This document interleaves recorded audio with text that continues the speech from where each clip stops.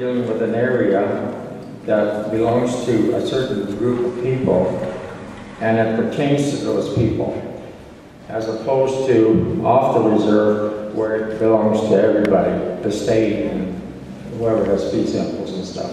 So we have to deal with a little bit different approach, and as a result of that, I'm a real conservative when it comes to oil drilling on reserves, because I believe that we shouldn't deplete all of our natural resources all at one time and then be left without them. They're there. In fact, I saw a sign out here that said something about oil or something.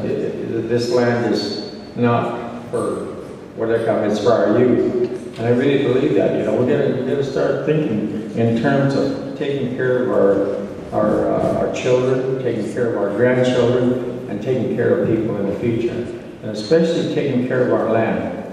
Our native tradition, and I've been taught by my elders, is that, you know, if you mess up Mother Nature, the land and the water, you'll soon have nothing. You'll just have a barren piece of ground with nothing there to live on and nothing to take care of you.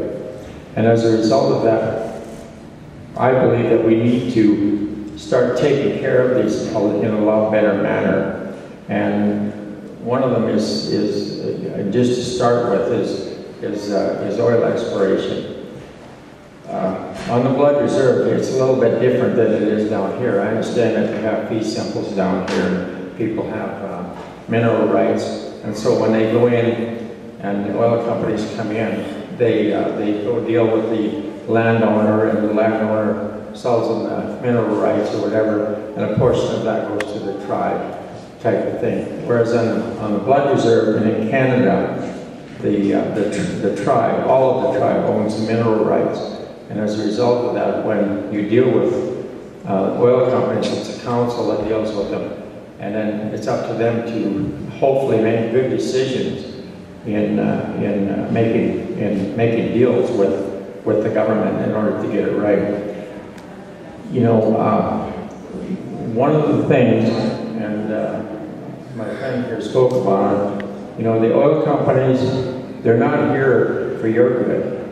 They're here for their good. They want to pump that oil out, they want to pump that natural gas out, and they don't care how they get it out, how fast they get it out, and what damage they leave. It's just, you know, it's unbelievable that since his fracking operations came in 1947, when Halliburton Company from the United States first introduced fracking, and then Cheney was the vice president, he introduced legislation as the vice president to control drilling in America. And it had to do with the Environmental and Water Safety Act and that sort of thing. But one thing that he excluded was fracking. They had no regulations on fracking, and they still don't. I understand that Montana here have just introduced some legislation last September, I believe, and they're introducing some controls on fracking, but they don't tell you the whole story. And my position is, all I want to do is I want to know the whole story. I don't want them to hold back. I want them to know exactly what they're doing with it, how they're doing it, how deep they're doing it, and what they're doing it. And so, I'm going to give you kind of a brief, kind of a synopsis of what I found out about fracking and how it affects us. Now there's, just in the natural gas and the oil, there's two types of fracking. But fracking can be used for other things. Fracking is a process where you can frack a water well, for instance, by pumping explosives down to expand a water field so that you can get more water into your well. And that's very shallow fracking. But that's done with an explosive, and it does nothing harm to affect your water. Oil and gas is different. Methane gas is what a lot of us have, and I understand in this area that's what's going to be dominant is the methane gas. And methane gas is a layer of shale that goes down approximately anywhere from 500 to 2,000 feet. And what that does is that they get the natural gas. And I'll just kind of outline it here a little bit for you. I'll get this pin on that here. Yeah, so we'll go down here. This is a gas well. They'll drill down here and they'll come to a gas pocket. And what they do is they pump that, they have environmental controls on their casings and what they can do going vertical. So if they just drill straight down and pump this gas out of there, there's usually no damage. There's usually no damage to the environment because there's no chemicals being involved in it, and it's just a straight process of getting this gas well out. And as a result of that, this gas here, you can get to it, and it's fairly safe to do that. But what happens is that this pocket soon empties out, and so in order to get more gas, they do what they call horizontal drilling.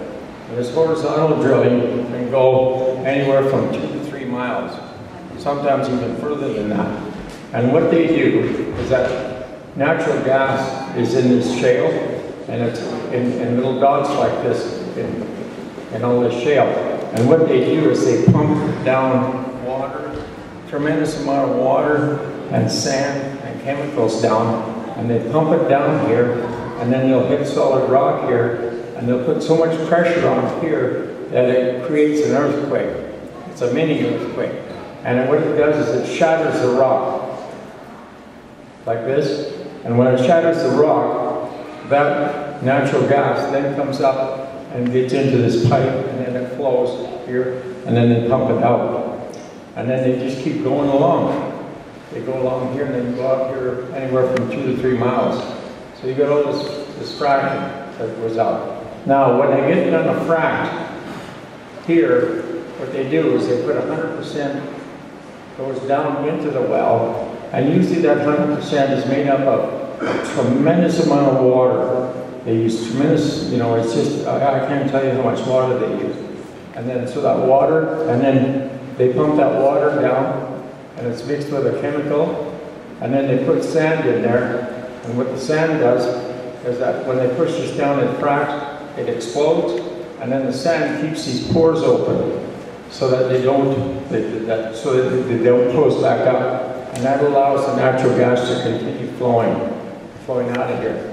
So when they pump this down of the 100%, they only retrieve back 30 to 40% of it, and that means that they're leaving 60 to 70% of what they put in the frac. They're leaving in the ground.